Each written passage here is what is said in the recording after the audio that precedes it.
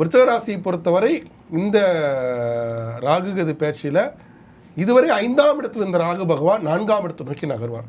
4ஆம் இடத்தில் இருந்த சனி பகவான் 5ஆம் இடத்தை நோக்கி நகர்வார். இது எல்லாம் சேர்ந்து குரு பகவானும் அஷ்டமத்து குருவாக இருக்கக்கூடிய இந்த நேரத்தில் மிகப்பெரிய வளர்ச்சியை கொடுக்கும்.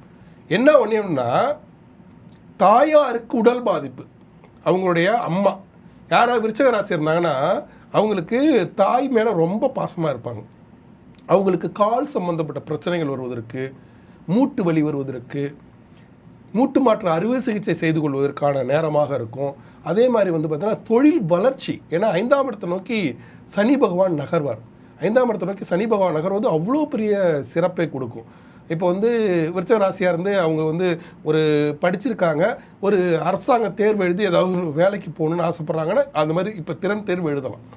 அதே மாதிரி ஒரு நல்ல இன்டர்வியூக்கு அட்டன் பண்ணி நல்ல ஒரு வேலைக்கு போகலாம். சிம்பிளான வேலைக்கு ஆசைப்பட்டவங்களுக்கு கூட பிரம்மாண்டமான வேலை கிடைக்கும். அதே சமயத்தில் உடல் உபாதைகள் இருக்கும், அதில் நீங்கள் ரொம்ப கவனமாக தான் இருக்கணும். தனக்கும் இருக்கும், தன் தந்தைக்கும் இருக்கும், தாயாருக்கு கண்டிப்பாக இருக்கும். அதனால் மருத்துவ செலவு வருவதற்கு வாய்ப்புகள் உண்டு. அதே மாதிரி ஆன்மீக வழிபாட்டை மேற்கொள்ளனா சில சிக்கல்கள் வந்துடும். ஏன்னா பார்த்திங்கன்னா மிக முக்கியமாக 10ஆம் இடத்துல கேது பகவான் அமர்வது சில அலைச்சல்களையும் சில வருத்தங்களையும் கொடுத்துரும். அதில் ரொம்ப கவனமாக இருக்கணும். அப்படி கவனமாக இல்லைன்னா அலைச்சல்களை வருத்தங்களை கண்டிப்பாக தந்துடும் அப்படிங்கிறத நீங்கள் புரிஞ்சுக்கணும்.